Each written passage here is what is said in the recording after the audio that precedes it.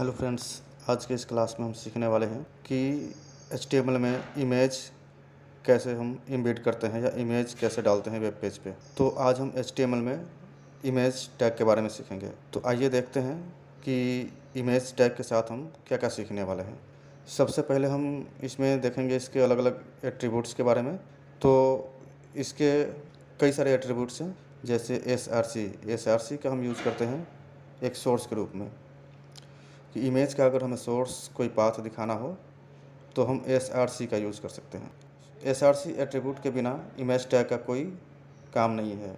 अगर SRC attribute नहीं होगा तो इमेज टैग वर्क नहीं करेगा। तो SRC एक बहुत ही इम्पोर्टेंट एट्रीब्यूट है इमेज टैग का। इमेज को हाइट या विड्थ देने के लिए हम हाइट के लिए हाइट एट्रीब्यूट का यूज़ करते हैं और विड्थ के लिए विड्थ का यूज़ करते हैं। हाइट और विड्थ या पिक्सल में दे सकते हैं या आप परसेंट में दे सकते हैं, आप किसी भी मेथड से दे सकते हैं। उसके बाद हम इसमें सीखेंगे कि इमेज टैग में उसके बाद हम इसमें ऑल्ट टैग के बारे में सीखेंगे और टाइटल टैग के बारे में सीखेंगे।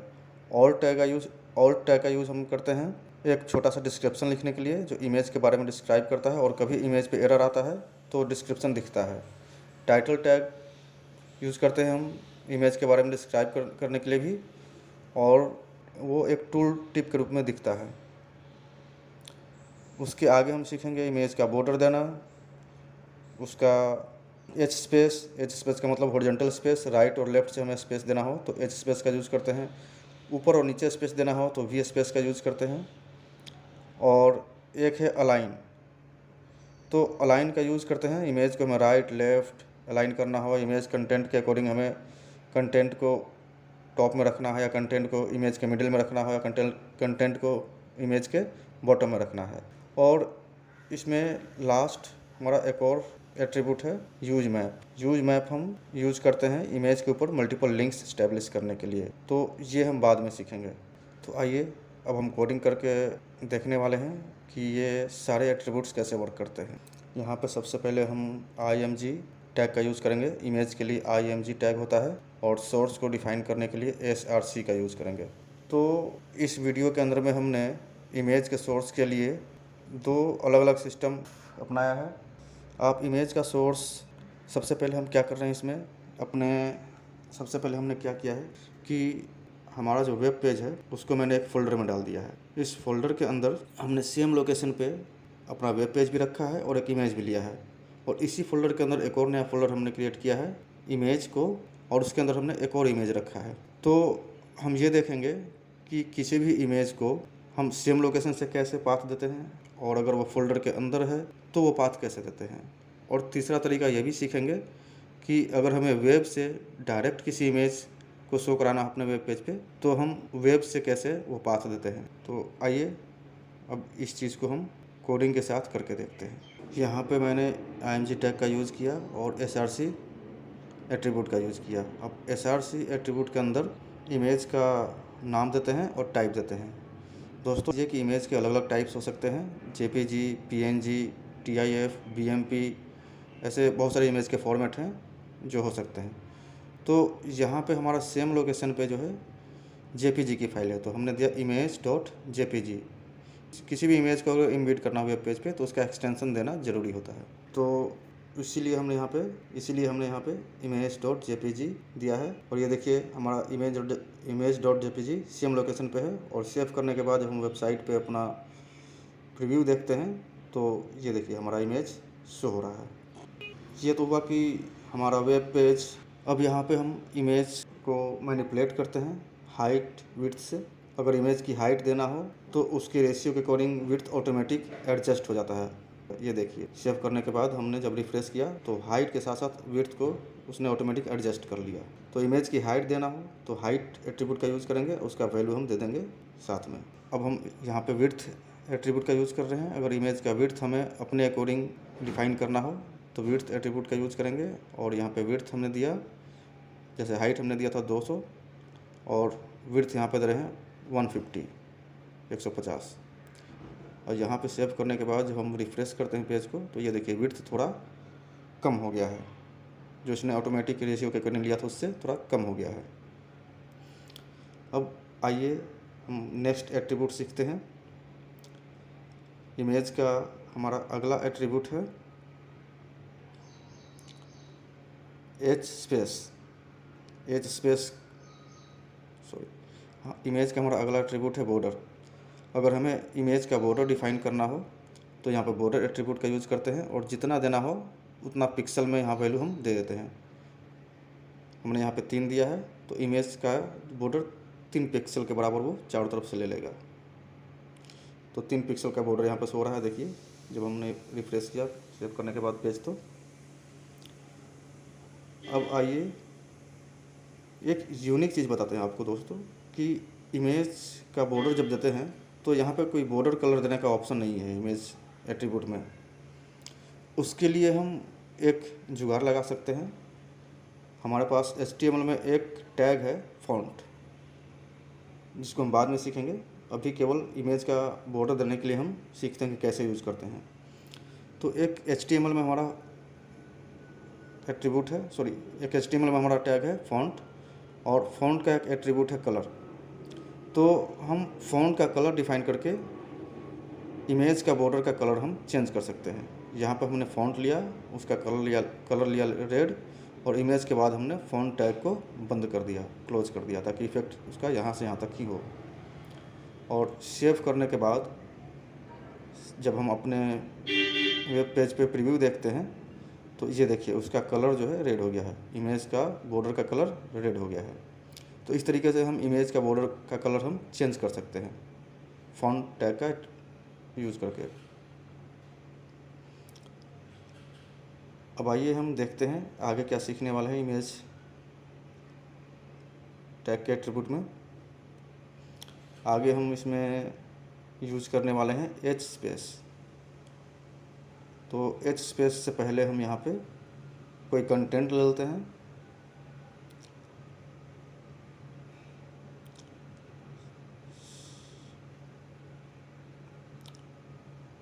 आगे हम सीखने वाले हैं एच स्पेस और वी स्पेस। तो एच स्पेस और वी स्पेस यूज़ करने से पहले इमेज के ऊपर नीचे और लेफ़्ट और राइट में हम कोई कंटेंट ले लेते हैं, ताकि इसका डिफरेंस हमें अच्छे से पता चल जाए।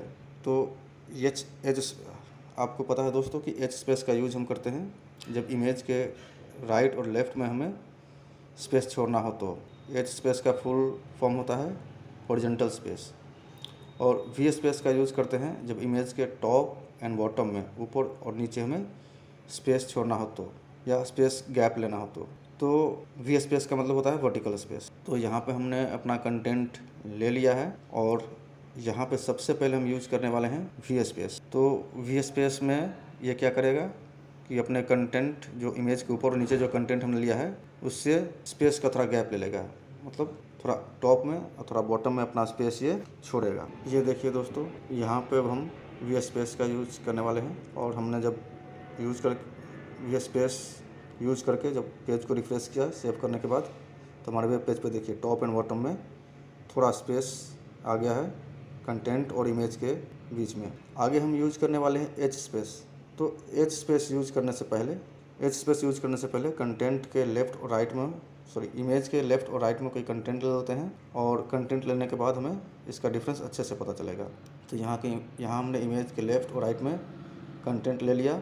अब यूज़ कर रहे हैं अपने एच स्पेस एट्रीब्यूट का। ये देखिए हमने एच स्पेस एट्रीब्यूट का यूज़ किया और यहाँ पे लेफ़्ट और राइट में स्पेस गैप हो गया कंटेंट के साथ। अब थोड़ा सा हम एच स्पेस में वैल्यू और बढ़ाते हैं, देखते हैं कि रियल में क्या इफेक्ट आता है। पहले हमने एच स्पेस के अंदर इसका वैल्यू 40 दिया और यहाँ पर रिफ्रेश किया। देखिए ये इमेज के लेफ़्ट और राइट में कंटेंट अपना स्पेस ले लिया। इमेज जो है लेफ़्ट और राइट में कंटेंट से अपना स्पेस ले लिया। अब 80 करके देखते हैं, फिर से रिफ्रेश किया और यहाँ देखिए 80 पिक्सल का डिस्टेंस इसने इमेज से, या इमेज ने 80 पिक्सल का डिस्टेंस इसने कंटेंट से ले लिया है। तो इमेज के लेफ़्ट और राइट में हमें देना हो तो हम कर सकते हैं एच स्पेस का यूज़। अब यहाँ पे करते हैं अलाइन एट्रीब्यूट का यूज़। सॉरी दोस्तों, मैंने अभी डिस्क्रिप्शन में जो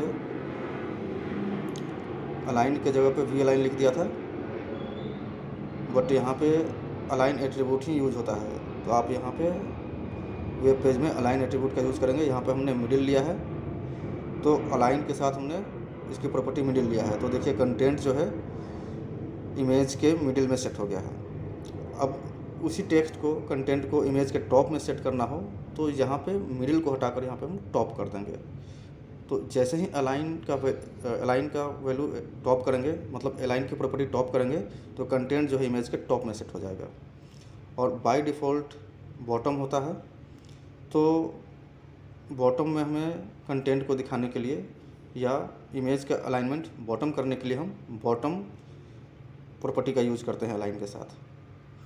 अब आगे हमें इमेज को राइट साइड दिखाना हो, वेब पेज के राइट साइड में दिखाना हो या लेफ़्ट साइड में दिखाना हो, तो लेफ़्ट साइड में दिखाना हो तो हम लेफ़्ट प्रॉपर्टी का यूज़ करेंगे, और इमेज को अगर राइट साइड में दिखाना हो तो राइट प्रॉपर्टी का यूज़ करेंगे। तो सबसे पहले हमने यहाँ पे लेफ़्ट प्रॉपर्टी का यूज़ किया है, और आइए अब राइट प्रॉपर्टी का यूज़ करके देखते हैं। तो राइट प्रॉपर्टी का यूज़ करने के बाद इमेज जो है वेब पेज के राइट साइड प्लेस हो जाएगा। ये देखिए, सेव किया और पेज को रिफ्रेश किया, इमेज हमारा राइट साइड प्लेस हो गया है। तो ये था इमेज टैग का कुछ इम्पोर्टेंट एट्रीब्यूट। और आगे देखिए हम ये सीखने वाले हैं कि इमेज को जो है अगर किसी फ़ोल्डर के अंदर है, इमेज जो है अगर किसी फ़ोल्डर के अंदर है तो हम उस फ़ोल्डर के अंदर से कैसे उसको शो कराते हैं। लेकिन उससे पहले हमारा 2 एट्रीब्यूट और छूट गया यहाँ पे, टाइटल एंड ऑल्ट। तो सबसे पहले यहाँ पे ऑल्ट का यूज़ करते हैं। जैसा कि दोस्तों मैंने बताया है कि ऑल्ट का यूज़ हम इमेज के बारे में कुछ डिस्क्राइब करने के लिए करते हैं। तो कोई डिस्क्रिप्शन यहाँ पे दे दिया, और जो ऑल्ट के अंदर हम डिस्क्रिप्शन देंगे वो कभी भी पेज पे एरर आएगा, इमेज का एरर, तो शो होगा। लेकिन अगर हम वेब ब्राउज़र अगर इंटरनल एक्सप्लोरर यूज़ कर रहे हैं तो वो भी टूल टिप के तरफ वर्क करता है ऑल्ट टैग। यहाँ पर टूल टिप नहीं हो रहा है, माउस को ओवर करने के बाद इमेज के ऊपर अगर इंटरनेट एक्सप्लोरर ब्राउज़र हो तो वहाँ पे टूल टिप शो होता है ऑल्ट टैग यूज़ करने से। अब यहाँ पे हम पेज पे एरर शो कर रहे हैं, जेपीजी के जगह पे हमने पीएनजी डाला, जबकि पीएनजी का इमेज हमारा है नहीं। तो यहाँ देखिए जो हमने ऑल्ट टैग के अंदर दिया था डिस्क्रिप्शन, वो डिस्क्रिप्शन यहाँ पे शो हो रहा है। और साथ ही साथ ऑल्ट टैग का जो टेक्स्ट होता है वो सर्च इंजन को अंडरस्टैंड करने में हेल्प करता है कि हमारा इमेज है किस बारे में, और वो सर्च इंजन में शो कराता है जल्दी टॉप में। अब देखिए टाइटल एट्रीब्यूट का यूज़ कर रहे हैं, और टाइटल के अंदर जो भी कंटेंट डालेंगे वहाँ पे सेव करने के बाद जब टाइटल के अंदर जो भी कंटेंट डालेंगे वो हमारे इमेज के ऊपर जैसे ही माउस ओवर करेंगे तो टूल टिप के रूप में शो करेगा वो कंटेंट। ये देखिए हमने रिफ्रेश किया पेज को, और यहाँ पे देखिए टाइटल के अंदर जो कंटेंट हमने डाला था, माउस को ओवर करने के बाद, इमेज के ऊपर माउस को ओवर करने के बाद वो कंटेंट टूल टिप के रूप में शो हो रहा है। तो इमेज टैग के अंदर ये सारे एट्रीब्यूट्स हमारे थे जो हमने देखा।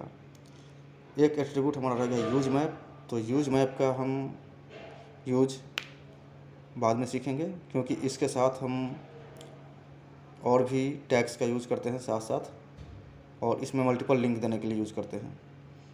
तो सबसे पहले हम यहाँ पे पहले सिंगल लिंक देना, हाइपर लिंक करना वो सीखेंगे, और उसके बाद हम यूज मैप करेंगे इमेज के साथ।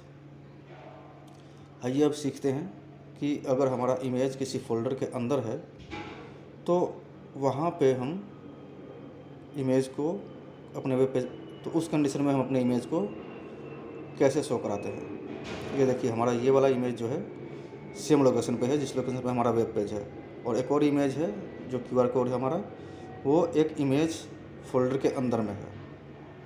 तो अगर इमेज हमारा किसी फ़ोल्डर के अंदर में है तो उस फ़ोल्डर के अंदर से हम अपने वेब पेज पे इमेज कैसे शो कराते हैं वो कोडिंग सीखते हैं। यहाँ पे फिर से हमने IMG टैग लिया, SRC एट्रीब्यूट लेंगे। उससे पहले हमने BR टैग का यूज़ किया है ताकि हमारा इमेज न्यू लाइन में शो हो, और SRC के अंदर हम जाएंगे। SRC एट्रीब्यूट के अंदर हमने इमेज जो फोल्डर है उस फोल्डर का नेम दिया, और उस फोल्डर के अंदर जो हमारा फ़ोटो है, इमेज है, तो यहाँ पे फोल्डर का नेम है इमेज, और उसके अंदर का फ़ोटो का नेम है IMG1, और इसका टाइप है PNG, तो हमने दिया img1.png।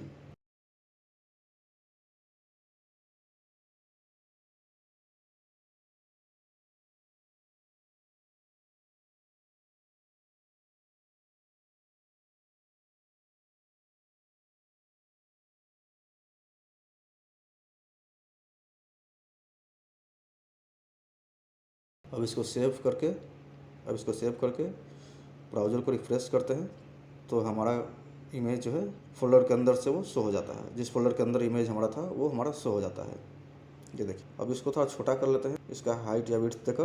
तो यहाँ पे इसका हम हाइट डिफ़ाइन करके इसको छोटा कर लेते हैं, ताकि एक और चीज़ हम सीख सकें कि अगर हमें वेबसाइट से या फिर वेब से कोई इमेज हमें शो कराना हो तो वो कैसे शो करते हैं। इससे हमारा सारा कंटेंट एक ही स्क्रीन पर आ जाएगा छोटा करने से। अब नेक्स्ट हम सीखते हैं कि अगर आपको कोई भी इमेज वेबसाइट पे कोई इमेज पड़ा हुआ है और उसका हमें सोर्स यहाँ पे डिफ़ाइन करना हो तो वो कैसे देते हैं। लेकिन उससे पहले आपको एक टेक्स्ट के थ्रू, एक हेडिंग के थ्रू या डिफ़ाइन कर दें कि कौन सा इमेज हमने कौन से सोर्स से दिया है। तो पहला इमेज हमारा है image from the same location. तो यहाँ पे पहले डिफ़ाइन कर लेते हैं कि ये इमेज हमारा सेम लोकेशन से है। और दूसरा इमेज हमारा है इमेज फ्रॉम फोल्डर। तो यहाँ पे डिफ़ाइन कर लेंगे कि इमेज हमारा फोल्डर के अंदर से लिया हुआ है। और तीसरा मेथड होगा हमारा इमेज फ्रॉम वेब, कि वेब पे कोई इमेज पड़ा हुआ है, वेबसाइट पे कोई इमेज पड़ा हुआ है तो उसका यूआरएल कैसे डिफ़ाइन करते हैं। तो तीसरा हेडिंग हमारा होगा इसमें इमेज फ्रॉम वेब। तो आइए दोस्तों, सबसे पहले हम कोई इमेज सर्च कर लेते हैं वेब पे।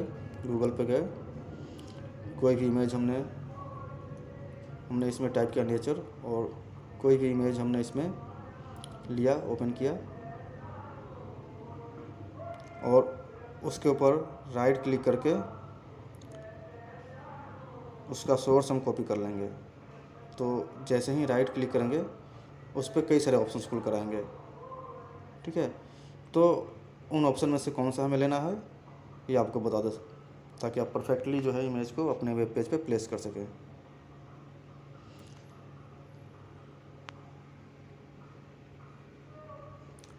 तो राइट क्लिक करने के बाद जो ऑप्शन आपके पास आएगा वो होगा कॉपी इमेज लिंक। तो इमेज का जो लिंक होगा वो कॉपी करना है, उस पर क्लिक करना है और यहाँ पे हमें अपने कोड में आकर पेस्ट कर देना है src एट्रीब्यूट के अंदर। और सेव करने के बाद जब इसका आप प्रीव्यू देखेंगे वेब पेज पे, रिफ़्रेश करने के बाद पेज को, तो आपको वो इमेज दिखाई देगा जो आपने वहाँ से लिंक, जिसका यूआरएल यहाँ पे आपने src टैग के अंदर दिया था। ये देखिए हमारा इमेज शो हो रहा है, जो इमेज हमने वहाँ से चूज़ किया था।